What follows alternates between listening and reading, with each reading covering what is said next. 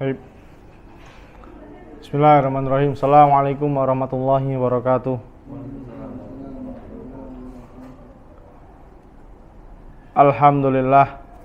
Alhamdulillahi hamdan katsiran thayyiban mubarakan fih kama yuhibbu rabbuna wa yarda.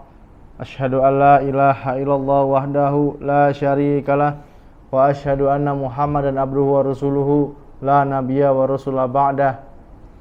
Qala Allah Ta'ala fil Qur'anil Karim, ya ayyuhalladzina amanu taqullaha haqqa tuqatih wa la tamutunna illa wa antum muslimun. Wa qala azza wa jal, ya ayyuhan nasu taqu rabbakumul ladzi khalaqakum min nafsin wahidah wa khalaqa minha zawjaha wa batha minhuma rijalan katsiran wa nisaa wattaqullaha alladzi tasaaluna bihi wal arham innallaha kana 'alaikum raqibah. Amma ba'du fa inna asdaqal hadithi kitabullah wa khairul hadi Muhammadin sallallahu alaihi wasallam wa syarrul umuri muhdatsatuha fa inna kulla muhdatsatin bid'ah. Ikhwani fid din wa akhwati fillah, azanallahu wa iyyakum.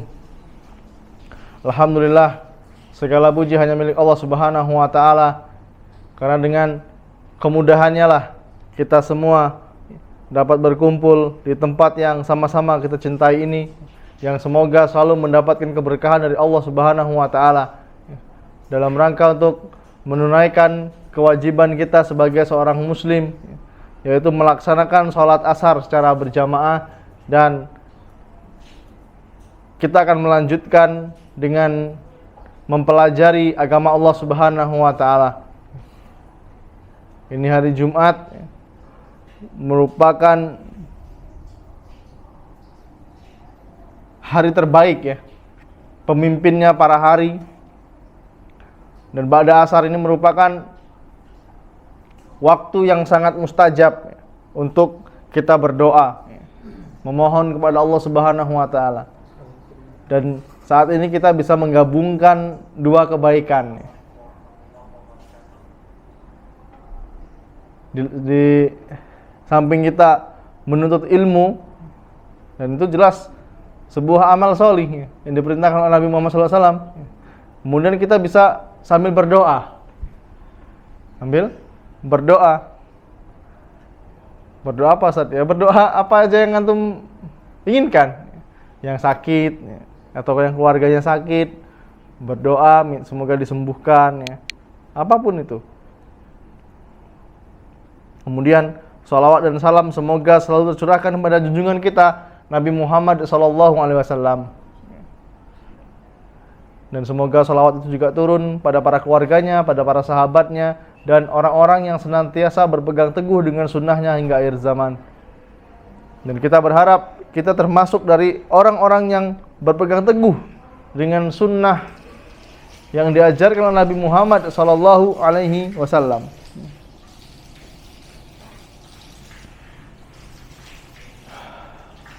Pembahasan kita pada hari ini adalah tentang apa? Ada masih ingat? Husnul khotimah dan su'ul khotimah, akhir yang baik dan akhir yang buruk. Karena innamal a'malu bil khawatimi. Sesungguhnya setiap amal itu tergantung pada akhirnya. Setiap amal itu tergantung pada akhirnya.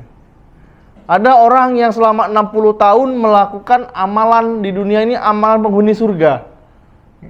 Amalan penghuni surga. Tapi ketika di akhir hayatnya, dia melakukan amalan neraka. Dan Allah masukkan di dalam neraka. Begitupun sebaliknya. Ada orang yang selama 60 tahun selalu bermaksiat, melakukan amalan-amalan penghuni neraka. Tapi di akhir hidupnya dia melakukan amalan surga, yang oleh sebab itu Allah memasukkan dia ke dalam surga. Dan perlu kita ketahui, ikhwah, mungkin kita punya masa lalu yang buruk ya. Kita punya masa lalu yang buruk. Dulu nggak pernah sholat, nggak beribadah, nggak bayar zakat, nggak berpuasa. Ketika kita masih hidup sampai detik ini, tandanya apa? Tandanya Allah masih ingin kita baik. Allah masih ingin kita bertaubat. Allah masih ingin kita menjadi orang baik. Apalagi kita dipahamkan dengan ilmu agama. Masih ingat hadis Nabi Muhammad SAW? Man yuridillahu bihi khairan yufaqihu fiddin. Barang siapa yang Allah pahamkan dia dengan ilmu agama.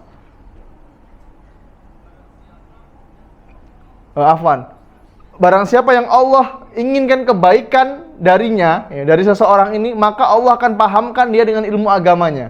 Ya. Ada orang yang nggak tamat SD, yang nggak sekolah SMP, SMP-nya nggak selesai, tapi dia paham dengan agama. Ya. Kewajiban-kewajiban yang Allah berikan dia paham. Ada saudara-saudara kita, teman-teman kita, ya, yang gelar dunianya Masya Allah ya, tapi cara sholat dia nggak tahu. Pernah ketemu nggak teman kayak gini? Nggak mau dia sholat. Alasannya apa? Banyak gawe. Kaget dulu. Kan di rumah bisa. Ngapa nak sholat jamaah? Nggak paham dia. Padahal gelar dunianya subhanallah. Ya, panjang namanya di belakang. Tapi dalil untuk laki-laki mengerjakan sholat berjamaah di masjid, ya, atau di musola, dia bantah. Apa bantahannya? Emangnya tidak sah kalau sholat di rumah? Emangnya nggak sah kalau sholat di rumah? Ya. Padahal siapa yang nyuruh dia sholat di masjid? Allah, melalui lisan Nabinya Muhammad SAW. Ini contoh ya. Dan ketika kita bertaubat, ikhwah, ini sudah dibahas di bab taubat ini. Ketika kita bertaubat kepada Allah Subhanahu wa taala, walaupun dulu dia melakukan dosa maksiat, ya, Allah masih memberikan kita kesempatan untuk bertaubat. Ketika mati, ya, ketika kita mati, kita seperti manusia tanpa dosa. Kalau taubatnya nasuha, taubatnya benar-benar dia bertaubat. Bukan taubat apa? Sambel. Tahu taubat sambel kan? Kalau lagi taubat ya dia Masya Allah mau taubat. Tapi kalau lagi lapang, ini mulai lagi balik lagi kayak dulu lagi. Kalau lagi ada masalah, misalnya masalah keluarga, masalah sama istrinya, masalah hutang, wah dia nangis di masjid, dia bersimpu, ya Allah saya bertaubat, ya Allah mudahkan urusan saya, ya Allah. Doa dilancarkan rezeki itu dihafal semua. Ya. Tapi ketika lapang, dia lupa ya. Ini namanya taubat sambel. Taubatnya main-main. Walaupun kita dianjurkan untuk selalu bertobat, ikhwah. Karena nggak ada yang sempurna, tidak ada manusia yang tidak melakukan dosa. Tidak ada manusia tidak melakukan dosa, kecuali Nabi Muhammad SAW, yang dosanya ini sudah diampuni sebelum dan sesudah. Ini Nabi, Pak. Kita bukan Nabi. Kita belum tahu akhir hidup kita ini seperti apa. Mungkin dari penampilannya terlihat solih, kan? Terlihat solihah, pakai jilbab besar. Tapi ketika dia sendirian di rumah, dia sendirian di ruangan, di kamarnya, kita nggak tahu apa yang dia lakukan. Karena dunia ini kita genggam, ikhwah. Dunia ini kita genggam. Apa itu? Handphone. Semuanya ada di dalam handphone ini. Mau lihat apa antum? Amerika, lihat ketik Amerika, alamatnya keluar semua di sana. Nggak perlu ke Amerika kita kalau pengen tahu Amerika. Dan seperti itu. Kita harus berusaha, ikhwah. Berusaha mencari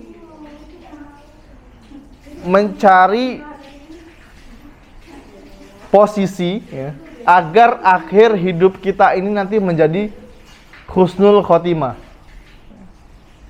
Yang kita tahu kan selama ini, kalau ada orang mati sujud, mati dalam keadaan sujud, wah ini husnul khotimah ini, Masya Allah ini. Ya. Lihat dulu, ya, diperinci dulu. Walaupun secara zahir, wah bagus ya, Masya Allah ya. Kita akan melihat, ya, membahas tentang tanda-tanda dari husnul khotimah. Kita akan mengetahui tanda-tanda husnul khotimah. Nggak perlu mati sambil sujud, ikhwah. Ya. Nanti kita perinci lagi. Yang pertama apa?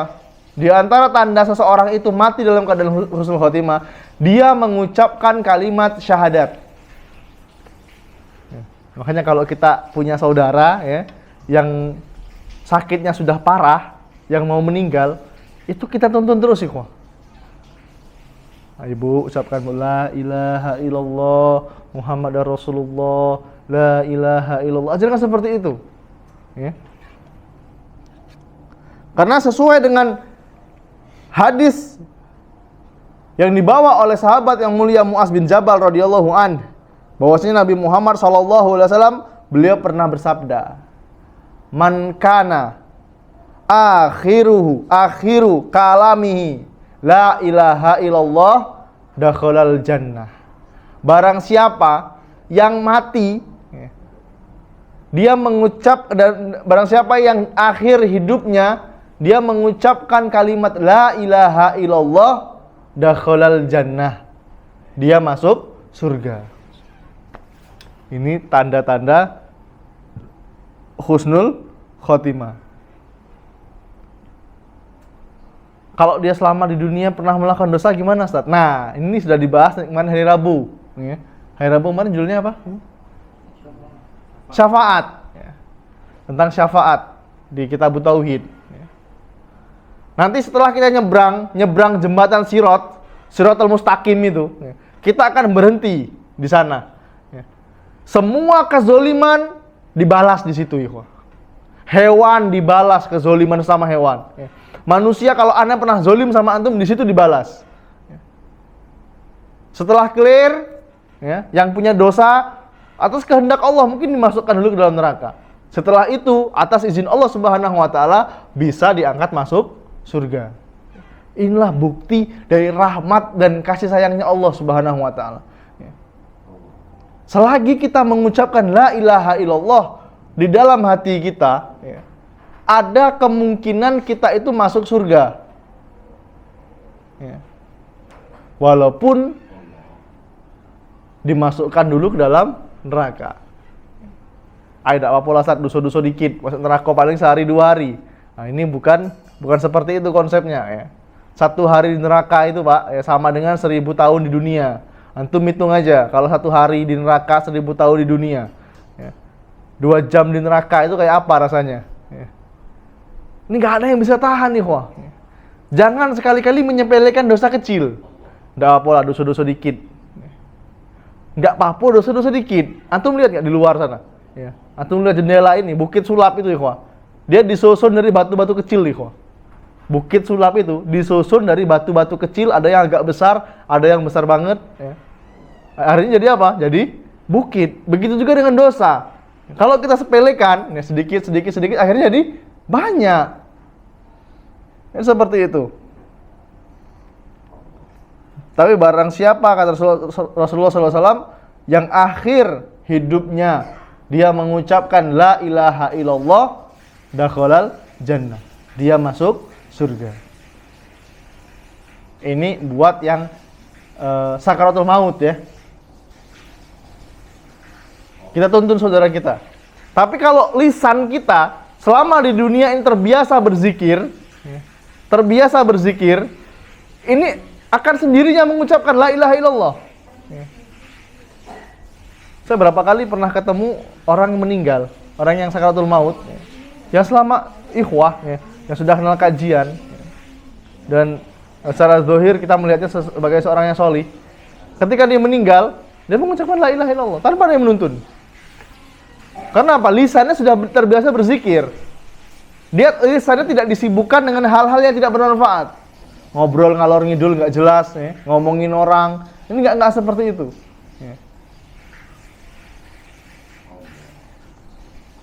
Yang pertama tadi apa? Mengucapkan kalimat syahadat. Yang kedua, di antara tanda-tanda husnul khotimah, dia meninggal dalam keadaan keningnya berkeringat. Antum pernah nggak mendampingin orang meninggal? Mendampingin orang meninggal. Mungkin ada yang belum pernah ya. Kalau seseorang itu meninggal dalam keadaan keningnya ini berkeringat, itu tanda-tanda husnul khotimah. Dan itu bukan tanda su'ul khotimah, ikhwan. Bukan tanda akhir hidup yang jelek. Kalau kita lihat saudara kita atau mamang atau bibi atau siapapun yang meninggal, wah berkeringat. Inilah akibat selama di dunia. Ini mulai nih. Ya, seolah-olah dirinya itu benar sendiri gitu. Nah, ini nggak boleh, ikhwan. Padahal dia ngomong seperti ini karena apa? Dia nggak berilmu.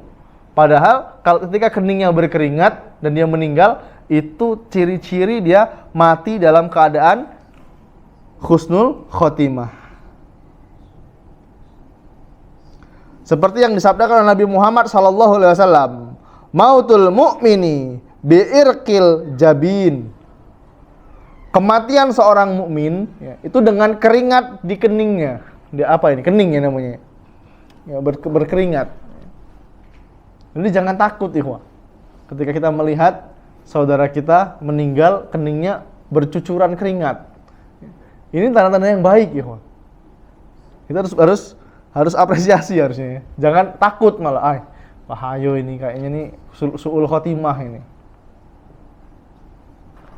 Kami pun dulu sebelum belajar ini, taunya yang namanya husnul khotimah itu ya mati dalam keadaan apa? Sholat, mati dalam keadaan ngisi ceramah, ya.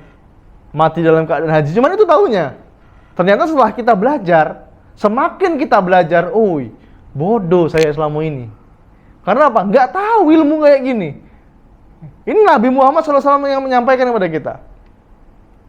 Makanya pentingnya kita menuntut ilmu, pentingnya belajar ilmu agama, ikhwan.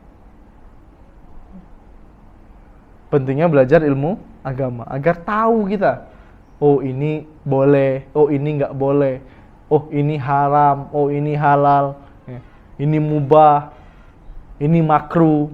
Kalau kita nggak belajar gimana? Nggak tahu kita. Saking awamnya kita pada ilmu agama apa coba ya? Kalau lagi puasa, mandi sungai, buang angin, batal katanya puasanya. Dari mana dalilnya ini? Ya? Dalilnya nggak ada. Cuman kilawakol katanya gitu kan. Apalagi yang ini. Saking awamnya kita sama ilmu agama ini, ya.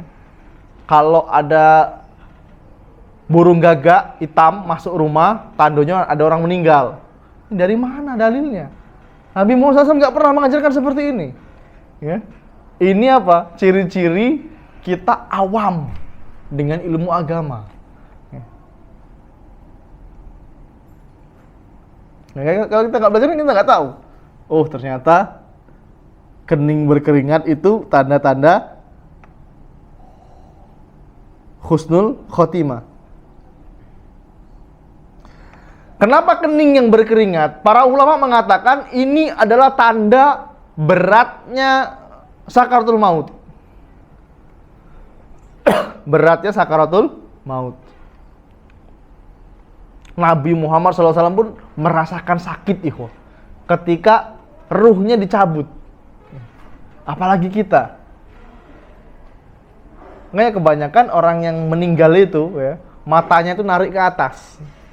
Ya, matanya itu ngangkat ke atas, ini ya, bola matanya. Takut dia, ngeri.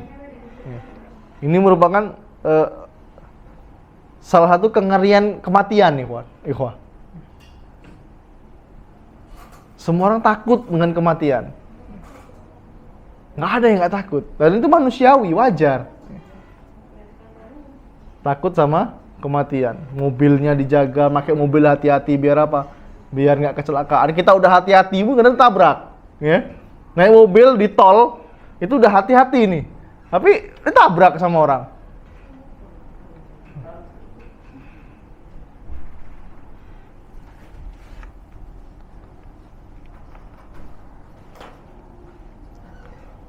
Yang kedua tadi apa? Meninggal dalam keadaan kening berkeringat. Yang ketiga, tambahan yang tadi ya, yang kening berkeringat itu para ulama mengatakan ini merupakan tanda beratnya sakaratul maut, kemudian tanda Allah mengangkat derajat kita, derajat orang yang meninggal. Ini tanda bahwa Allah sedang mengangkat derajat orang yang meninggal tersebut. Bisa jadi dia sebelum meninggal dia bertaubat kepada Allah Subhanahu wa taala. Dan biasanya ikhwah, orang yang meninggal ini ada tanda-tandanya. Pernah nggak tuh ketemu orang yang kalau bahasa linggaunya apa? Ninggal perangai. Ninggal perangai. Pernah dengar nggak tuh kalimat ninggal perangai? Wih, dia nih rajinnya sholat. Rajin sholat, rajin bersedekah. Nggak tahu ya 3 hari kemudian mati dia. Ini namanya ninggal perangai. Dan ini ada tandanya. Bisa jadi sebelum meninggal dia bertaubat kepada Allah Subhanahu wa taala. Apakah diterima taubatnya? Insya Allah diterima. Kalau dia sungguh-sungguh. Kenapa bisa diterima? Karena dia masih memenuhi syarat, ikhwah. Dia masih memenuhi syarat agar taubatnya diterima. Yang pertama apa? Dia ikhlas karena Allah Subhanahu wa taala. Dia bertaubat ini saya hanya mencari keridhaan Allah. Ditinggalkan semua dosa-dosa, ditinggalkan sama dia. Dia berusaha meninggalkan dosa riba, dosa ghibah, dia berusaha meninggalkan. Dia bertaubat kepada Allah dengan ikhlas, kemudian sebelum nyawanya sampai ke tenggorokan, kerongkongan, nyawanya belum keluar, dia bertaubat, masih diterima taubatnya. Dan matahari belum terbit dari barat. Mana barat? Sana ya. Matahari belum terbit dari barat. Tapi kalau matahari pagi-pagi sudah terbit dari barat, nah itu taubat kita nggak bakal diterima ya. Kemudian dia bertekad untuk tidak mengulanginya lagi. Dia berusaha sekeras mungkin agar saya tidak terjerumus pada dosa. Ini kemungkinan masih diterima. Kemudian jika dosanya ini berkaitan dengan makhluk, dosanya ini berkaitan dengan manusia, dia berusaha untuk menyelesaikan dosanya. Mungkin pernah zolim, pernah berbuat zolim sama tetangga, pernah minjem duit sama saudaranya nggak dibalikin. Dia berusaha untuk mengembalikan. Mungkin waktu zaman sekolah makan gorengan 5 bilang 3, dan dia berusaha bertobat. Dia berusaha mencari penjualnya ini. Kalau nggak ketemu gimana? Dia bertobat. Dengan cara apa? Dia bersedekah mengatasnamakan orang yang pernah dizolimi. Nah, dia sudah berusaha semaksimal mungkin.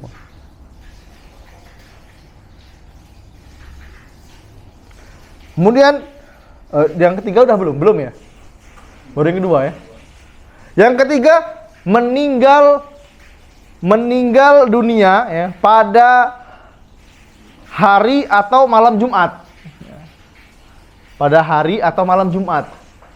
Malam Jumat meninggal. Jumat Kliwon lagi. Wah, ini tanda-tanda buruk ini. Nggak ada dalam Islam. Dalam Islam nih, dalam Islam tidak ada yang namanya hari sial. Walaupun di sosmed itu ada hari sial, tidak ada di kalender ya. Dalam Islam tidak ada yang namanya hari sial. Semuanya bagus semua. Kalaupun kita tertimpa kesialan ya, tertimpa keburukan, apa doanya? Qadarullah wa ma syaa fa'ala. Qadarullah, itu takdir dari Allah nih. Udah rapi, udah ganteng, mau berangkat ngantor, bannya bocor. Sialnya anak keluarin. Qadarullah, takdir dari Allah Subhanahu wa taala. Siapa yang mau disalahkan kalau takdir? Allah. Berani untuk menyalahkan Allah? Nggak ada yang berani, ya. Jadi meninggal hari Jumat atau malam Jumat itu bagus. Walaupun malam Jumat atau hari Jumat itu tanggal 1 Muharram. Kalau orang Jawa bilangnya 1 Suro. Nggak ada dalam Islam istilah hari sial. Wah, ini bakal sial nih kampung kita nih. Ngapo? Ada yang meninggal malam 1 Suro. Diambil jin ruhnya. Nggak ada dalam Islam seperti itu ya, Wah, ini bakal ngantu ini matinya ini. Sekali lagi, dalam Islam tidak ada istilah hari sial, apalagi hantu, nggak ada dalam Islam. Sering kita ulang-ulangi di majelis. Yang punya anak kecil, jangan takutin anak Anda dengan istilah hantu, momok, apalagi genderuwo, nggak ada dalam Islam. Kalau kita ngasih nakut-nakutin anak kita seperti itu, mentalnya pengecut nanti. Ya. Ayo nak, tadi ini ada malam 1 Suro, nak ada yang meninggal, nih malamnya ngantu ini. Ayo. Apa biantu? Hantu tuh nak. Wah, mulai nih. Bapaknya mulai berhalusinasi. Padahal dalam Islam tidak ada yang seperti ini. Meninggal malam Jumat, hari Jumat itu bagus. Meninggal hari Jumat atau malam Jumat itu bagus. Dan itu merupakan tanda-tanda seseorang itu meninggal dalam keadaan husnul khotimah. Dalilnya apa? Dari Nabi Muhammad SAW. Ma min muslimin yamutu yaumal jum'ah aw lailatal jum'ah illa waqahu Allahu fitnatal qabri. Tidaklah seorang mukmin seorang muslim meninggal pada hari Jumat atau malam Jumat, melainkan Allah akan menjaganya dari fitnah kubur. Fitnah kubur itu apa? Yang antum ditanyain, man rabbuk, wa man nabiyuk, wa ma dinuk, siapa Tuhanmu, siapa nabimu, apa agamamu.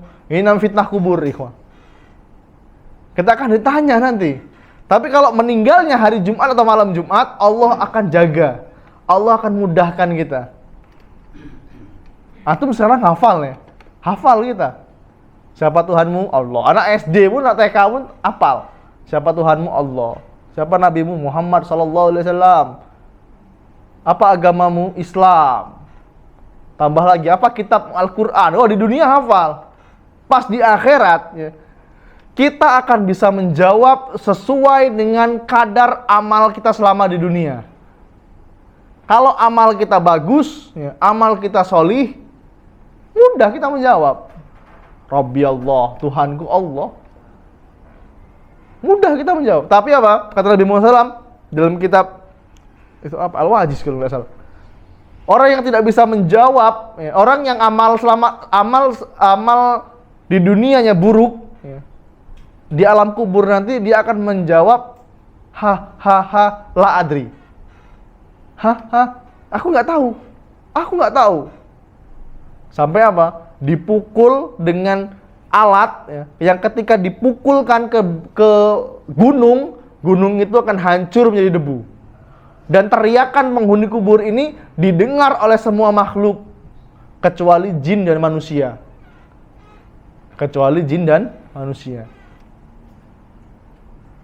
Ada lagi nih, khurafat atau mitos. Waktu anda masih kecil-kecil dulu, kalau ada orang meninggal, ambillah rambutnya siko. Ambil rambutnya siko, tali di tangan kau. Lagi kau dengar, siapa Tuhanmu, apa nabimu. Ini dusta, ikhwah. Dalam Islam nggak ada seperti itu. Jadi maksudnya itu apa? Ketika ada orang meninggal, ya kita cabut rambutnya satu, tali ke tangan kita. Nanti kita bisa mendengar, katanya, pertanyaan malaikat dalam kubur. Ini dusta, ya. Ini sebuah kedustaan. Makanya ketika meninggal, ya, itu bukan akhir dari segalanya, ikhwah. Justru kita baru mulai. Kita ini baru step kedua. Sekarang ini yang antum merasakan sore hari ini, itu merupakan step kedua kehidupan. Yang pertama kapan? Ketika masih dalam keadaan janin. Ketika lahir, ya, kita diuji. Paling mentok berapa sih umur kita? 63. 85 tahun tuh udah nggak bisa ngapa-ngapain lagi, udah jadi beban keluarga rasanya. Ya. Kita ngerasa udah nggak bisa ngapa-ngapain, mau ngapain lagi? Kerja nggak bisa. Na'udzubillahi min dzalik. Umur segitu malah sibuk dengan maksiat. Tua-tua keladi, makin tua makin jadi. Makin tua mungkin zamannya dulu nggak punya handphone, ya. Kenal handphone, dikasih handphone sama anak-anaknya. Biar mudah ngubunginnya ya, dikasih handphone. Lihat handphone, ya. Main masih mending kalau main Facebook. Lihat situs-situs yang diharamkan oleh Allah Subhanahu wa taala. Ya. Main judi online. Ini umurnya sudah diambang batas. Dan ini nyata di depan kita melihatnya, ikhwan. Umur 80, 78 tahun masang togel. Ini apa lagi dicari? Lebih baik umurnya pendek tapi berkah. Umurnya pendek tapi disibukkan dengan kebaikan. Makanya kalau kita berdoa, ikhwah, berdoa minta panjang umur, itu minta umur yang panjang dan berkah. Bukan minta panjang umur aja. Sampai ada lagunya ya, panjang umurnya. Dikasih sama Allah umur 120 tahun, pusing juga dia. Minta panjang umur dikasih Allah 120 tahun, nggak bisa ngapa-ngapain lagi. Buang air kecil di kasur, buang air besar di kasur, ya. Kan seperti itu.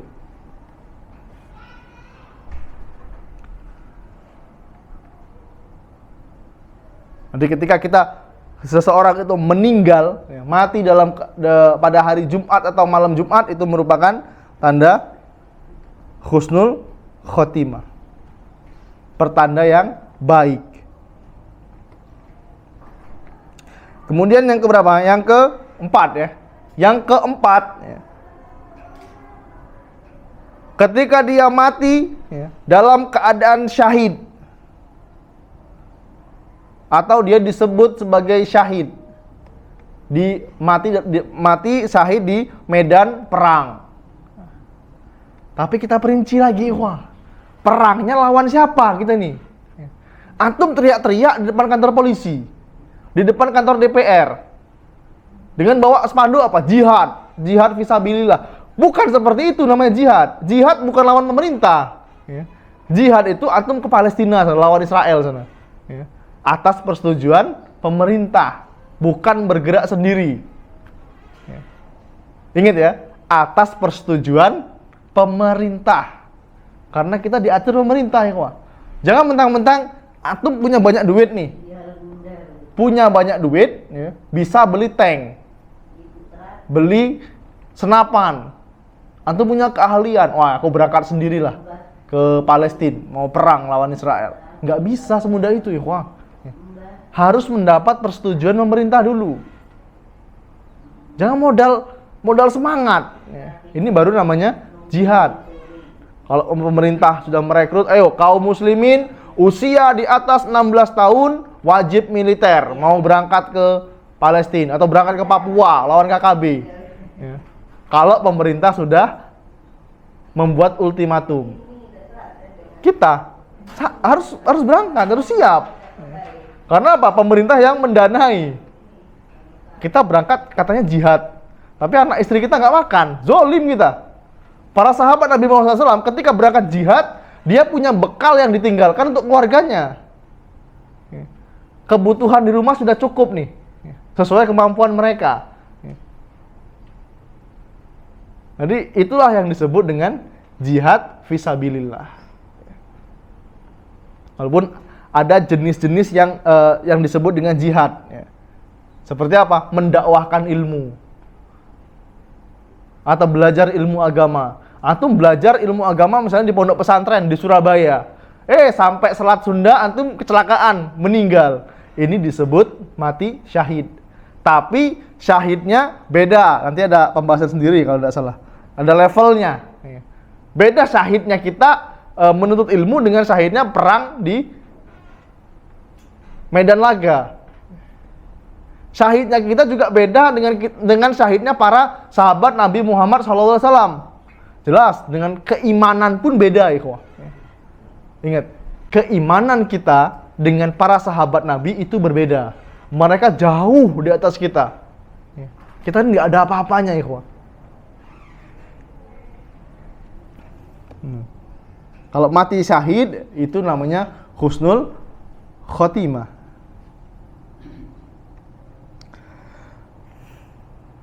Dari sahabat yang mulia Abu Hurairah radhiyallahu anhu, Nabi Muhammad sallallahu alaihi wasallam beliau pernah bersabda, "Asyuhada'u khamsatul mat'una wal mab'utuna wal uriqu wa sahibul hadmi wa syahidu fi sabilillah."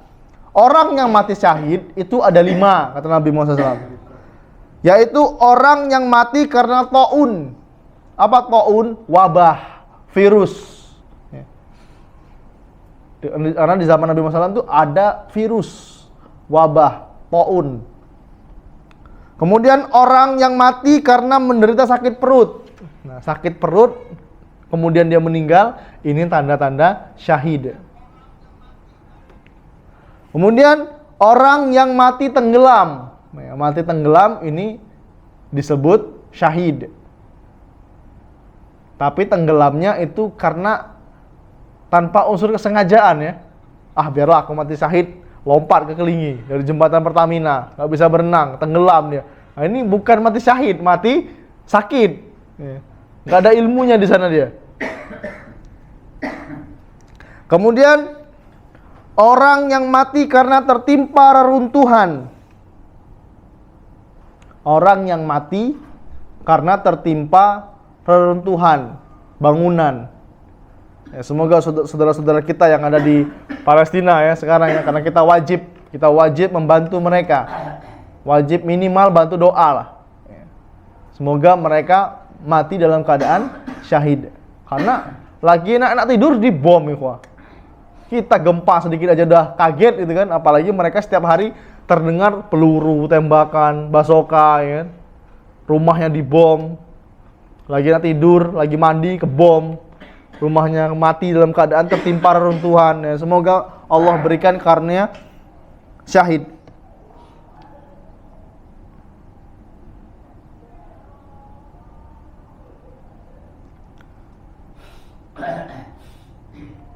Dalam hadis lain ya, Rasulullah SAW beliau pernah bersabda, asyhadatu sab'un siwal qatli fi sabilillah al-mat'unu syahidun wal ghariqu syahidun wa sahibu dzatil janbi syahidun wal mabtuna syahidun wa sahibul hariqi syahidun walladzi yamutu tahtal hadami syahidun wal mar'atu tamutu bijum'i syahidun. Orang yang mati, kata Nabi Muhammad SAW, mati syahid, yang selain terbunuh di jalan Allah Subhanahu wa Ta'ala, itu ada 7. Ini hadisnya lain dari yang tadi ya. Orang yang mati syahid selain terbunuh di jalan Allah, itu ada 7. Yang pertama, korban wabah. Korban wabah, penyakit, virus, itu syahid. Mati tenggelam ketika dalam melakukan safar, dalam keadaan taat kepada Allah Subhanahu wa Ta'ala, dia syahid. Yang punya luka pada lambung lalu mati, dia syahid. Mati karena perutnya sakit, dia syahid. Korban kebakaran, mati dalam keadaan terbakar, ini syahid. Dan seorang wanita yang meninggal, seorang wanita yang meninggal ketika melahirkan, ini syahid. Atau meninggal dalam keadaan bayinya masih dalam perut, ini syahid. Makanya ikhwah, seorang wanita ini jihadnya luar biasa ikhwah. Hidup dan mati ikhwah. Ini qadarullah, ketika istri ana melahirkan, ibu ana sudah meninggal. Ana sudah berazam. Ketika melihat istri ana lahiran, ana sudah berazam, nggak mau ana durhaka kepada orang tua. Karena apa? Perjuangan dia melahirkan anak-anak itu luar biasa. Antum mendampingi nggak waktu istri antum melahirkan? Mendampingi ya? Ini napasnya ini di ujung tanduk ya. Nyawanya ini di ujung tanduk. Walaupun itu apa? Operasi sesar ya. Walaupun itu operasi sesar, sakit juga dia tuh, merasakan sakit juga. Setelahnya lebih parah lagi kalau yang melakukan operasi. Mungkin dokter Wahyu lebih paham. Ketika seorang wanita itu melahirkan dan dia mati, itu dihitung syahid. Dan Imam Nawawi rahimahullah ta'ala, ya, beliau menjelaskan syahid itu ada levelnya. Yang pertama, syahid mati ketika berperang melawan orang-orang kafir. Orang-orang kafir harbi, orang kafir yang berhak untuk diperangi. Seperti siapa? Yahudi. Yahudi itu ikhwah, musuh yang nyata ikhwah. Kalau kita mampu berperang sama dia, perang kita. Tapi keadaannya kita nggak mendukung, pemerintah kita tidak support. Apa yang bisa kita lakukan? Berdoa. Pernah nggak antum mendoakan saudara kita di Palestina? Nggak pernah. Padahal mereka itu saudara kita. Mereka sedang dijajah oleh orang-orang kafir harbi. Di media seolah-olah mereka ini orang-orang terjajah, orang-orang yang menjadi korban. Padahal mereka itu adalah tersangka utama, pelaku utamanya mereka.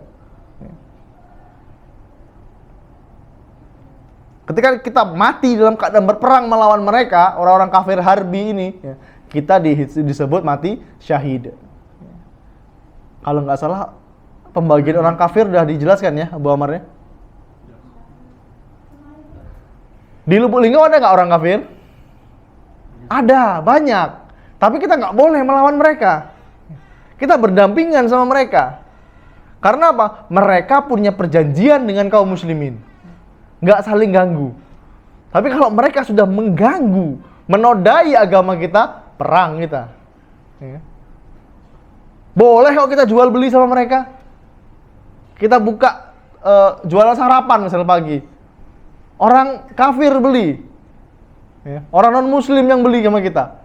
Apa yang kita lakukan? Oh, maaf Bu, ibu ini catnya bukan Islam ya. Jadi aku jual Bu, maaf Bu ya. Nah, ini nggak boleh seperti itu. Jual beli aja biasa. Selagi tidak menyelisihi syariat. Kita pun mau beli alat mobil, beli alat motor. Di Lubuk Linggau ini kayaknya hampir 85% yang jual itu bukan orang Islam. Terus kita nggak boleh beli sama mereka? Boleh, wah. Nabi Muhammad SAW pun ketika meninggal, baju besinya, baju perangnya, ini tergadai sama orang Yahudi. Ketika meninggal, baju besinya ini tergadai sama orang Yahudi. Buat apa? Buat beli makan. Nabi kita SAW. Logika kita kira-kira kalau Nabi Muhammad SAW bilang sama Utsman bin Affan, dikasih nggak ikhwan? Kenapa? Saya berpikir loh, kenapa Nabi ini nggak minta sama Utsman bin Affan, nggak minta sama Abu Bakar, nggak gadai sama mereka? Utsman bin Affan, nih baju besi saya nih, tolong dong, saya butuh 100 lah, mau buat beli makan keluarga saya. Kalau Nabi Muhammad SAW melakukan hal itu, para sahabat tidak mungkin diam. Nggak mungkin mereka mengambil baju besi itu. Pasti, oh ini Nabi ini silahkan nih. Nggak usah dibalikin, nggak usah digadai lah kayak apa aja. Bisa jadi seperti itu. Ini bukti bahwa kita boleh bermuamalah. Kita boleh berinteraksi dengan non-muslim. Tapi, kalau mereka sudah mengganggu agama kita, menodai kehormatan Nabi Muhammad SAW, kita yang harus siap membela, ikhwan. Jangan diam aja ketika agama kita diganggu, ketika Nabi kita dilecehkan. Kalau sampai tidak berbekas di hati kita, tidak berdampak apa-apa di hati kita, itu tandanya keimanan kita bermasalah. Lihat Al-Quran di depan mata kita, misalnya dibakar, kita diem aja. Ini ada yang salah sama iman kita nih. Jadi seperti itu. Yang pertama, mati melawan orang kafir harbi. Yang kedua, syahid dalam hal pahala, namun tidak disikapi dengan hukum syahid di dunia. Contohnya apa? Contoh syahid jenis ini adalah mati karena melahirkan, mati karena wabah penyakit, mati karena reruntuhan, dan mati karena membela hartanya dari rampasan. Antum berangkat ke Curup nih, ya. Antum mau dibegal. Kalau antum berani melawan, lawan. Kalau antum mati, antum disebut syahid, tapi bukan syuhada. Matinya beda sama sahabat Nabi Muhammad SAW yang mati dalam keadaan perang Badar. Karena apa? Orang yang mati dalam keadaan berperang itu beda dengan orang-orang yang mati seperti yang kita sebutkan di atas tadi. Orang yang mati dalam keadaan berperang itu tidak perlu dimandikan, Pak. Mereka dikubur dengan keadaan seperti itu. Para sahabat Nabi dulu ketika berperang, mati dalam perang Uhud, dikubur di dalam keadaan pakai baju perangnya.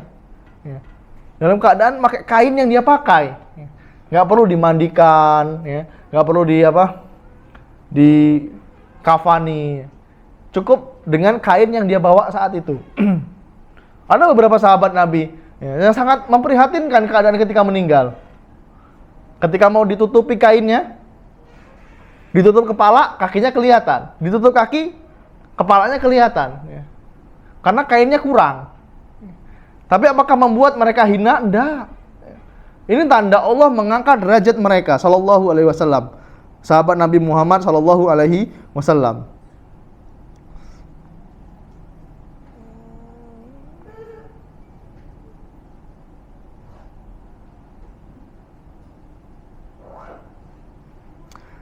Kemudian orang yang mati, ya, ini di dunia disebut syahid, tapi aslinya bukan syahid. Orang yang mati ketika dia berkhianat, ya. Dia berkhianat dengan harta yang didapat ketika perang, yang namanya ghanimah. Yang namanya ghanimah, bukan harta rampasan, ya. Islam tidak pernah merampas. Tapi dalam hukum peperangan zaman dahulu, ya, ketika berperang dua kelompok, yang kalah hartanya diambil sama yang menang.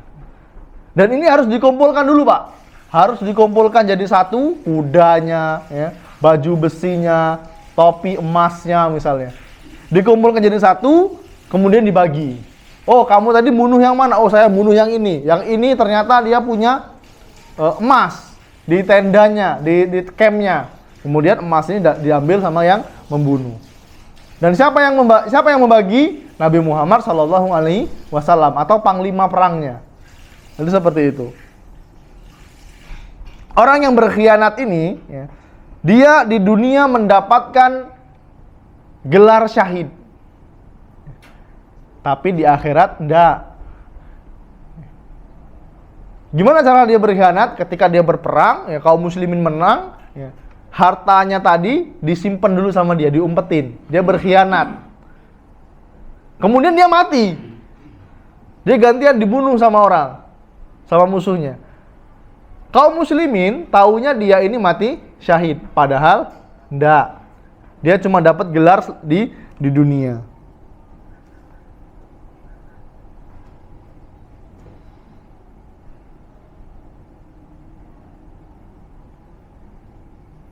Ibnu Hajar rahimahullahu ta'ala, dia membagi lagi syahid ini menjadi dua. Yang pertama syahid dunia dan syahid akhirat, yaitu ketika dia mati di medan perang, berhadap-hadapan dengan musuh. Dia mati, dia dapat syahid di dunia, dapat di akhirat. Kemudian syahid akhirat, dia tidak dapat di dunia, tapi dia dapat di akhirat. Seperti yang sudah kita sebutkan tadi, mati melahirkan, mati ketika tenggelam, mati ketika kebakaran, mati sakit perut. Di dunia dia nggak dapat gelar syahid. Dia masih dimandikan, masih dikafani. Tapi di akhirat dia mendapatkan pahala syahid.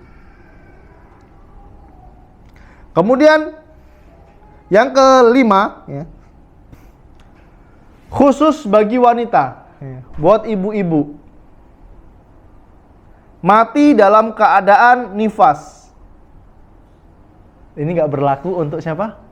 Kaum yang menamakan apa, Bang Zul? Apa? Child free, nggak punya anak. Dia rumah ada, Pak. Ya.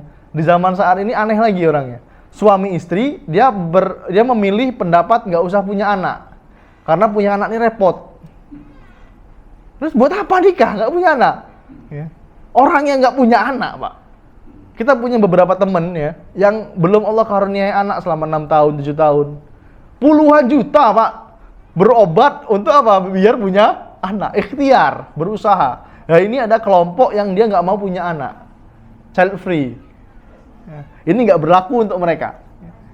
Buat ibu-ibu yang mati, ya, dalam keadaan nifas, ya, setelah melahirkan dia meninggal, ya. Atau meninggal saat hamil.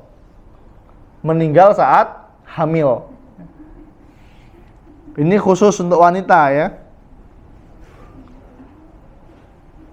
Nabi Muhammad SAW pernah bersabda, wal mar'atu yaqtuluha waladuha jam'a'u syahadati wa yajuzzuha waladuha bisaririhi ilal jannah. Dan wanita yang dibunuh anaknya karena dia melahirkan, maksudnya masuk golongan syahid. Dan anak itu akan menariknya dengan tali pusarnya ke surga.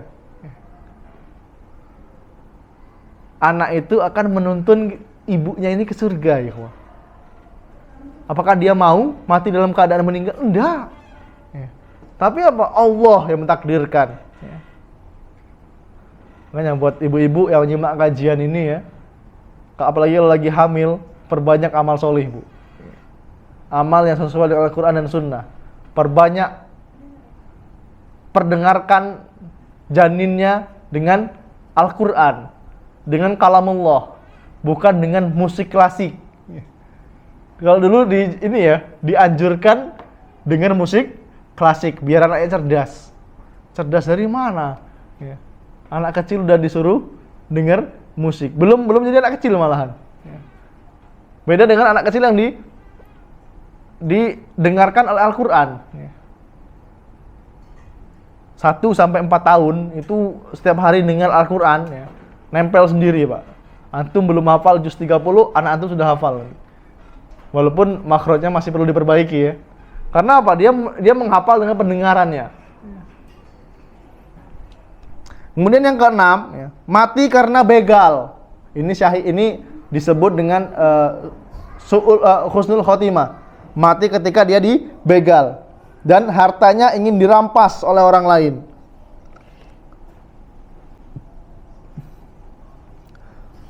Dari sahabat yang mulia Abu Hurairah radhiyallahu an, ada seorang laki-laki yang mendatangi Nabi Muhammad SAW. Faqala, dan dia berkata, "Ya Rasulullah, ara'aita in jaa'a rajulun yuridu akhdha mali?" Wahai Rasulullah, apa pendapat Anda kalau ada orang yang mau ngambil hartaku? Mau ngambil harta saya. Apa pendapat Anda, wahai Rasulullah SAW? Kemudian Nabi Muhammad SAW bersabda, qala, fala ta'tihi malaka. Jangan kamu kasih hartamu. Kita naik motor, tahu-tahu orangnya nyegat. Serahkan motor Anda, harta atau nyawa. Jangan kasih. Kata Nabi Muhammad SAW, jangan kasih hartamu. Kemudian laki-laki itu berkata lagi, ara'aita in qatalani. Terus, bagaimana pendapatmu jika dia membunuhku? Gimana kalau dia membunuh saya, wahai Rasulullah? Apa kata Nabi Muhammad SAW? Qatiluhu. Kamu bunuh juga dia. Maksudnya lawan, gitu. Lawan dia. Kemudian laki-laki tadi berkata, ara'aita in qatalani. Bagaimana jika dia malah membunuhku, wahai Rasulullah SAW? Maksudnya tadi suruh melawan. Terus bagaimana kalau dia membunuh saya? Kemudian kata Nabi Muhammad SAW, fa anta syahidun, maka engkau syahid. Qala ra'aita in fataltuhu. Bagaimana jika aku yang membunuhnya, wahai Rasulullah SAW? Huwa finnar. Dia di neraka. Ada orang mau begal kita lawan. Kalau kita mati, kita syahid. Kalau kita bunuh dia masuk neraka. Tapi ya, karena hukum dalam negara kita ini belum sempurna, ya. Kita tidak mengatakan negara kita ini negara kafir, bukan. Negara kita ini negara Islam. Tapi sistem pemerintahannya belum 100% Islam. Ya mungkin itu kekurangan pemerintahan kita. Kalau kita yang bunuh begal, kita yang di penjara. Istri kita diganggu, kita lawan, dan dia nyerang balik, dia terbunuh di tangan kita. Siapa yang di penjara? Ya kita. Tapi lebih baik di penjara dalam keadaan mulia, ikhwah. Ngapa kau mati? Iya, ngapa kau di penjara? Iya, aku di penjara. Bini aku dikucak uang sembelihku. Di hadapan Allah enggak berdosa kita. Paling berapa tahun lah. Ini kita punya power, kita punya wibawa di situ. Seperti itu. Kemudian yang ketujuh atau yang terakhir ya, kita selesaikan ini dulu, insya Allah kita lanjutkan pada pertemuan yang akan datang. Meninggal karena sedang ribat. Apa itu ribat? Ribat itu menjaga wilayah perbatasan. Perbatasan wilayah. Kalau saat ini ya di perbatasan Malaysia, Indonesia, di perbatasan Maluku, Filipina, Indonesia, Filipina di Maluku ya. Karena itu luar biasa ikhwah. Kita punya teman yang anggota BRIMOB ya. Aduh. Ternyata perjuangan mereka tentara-tentara itu luar biasa ikhwah.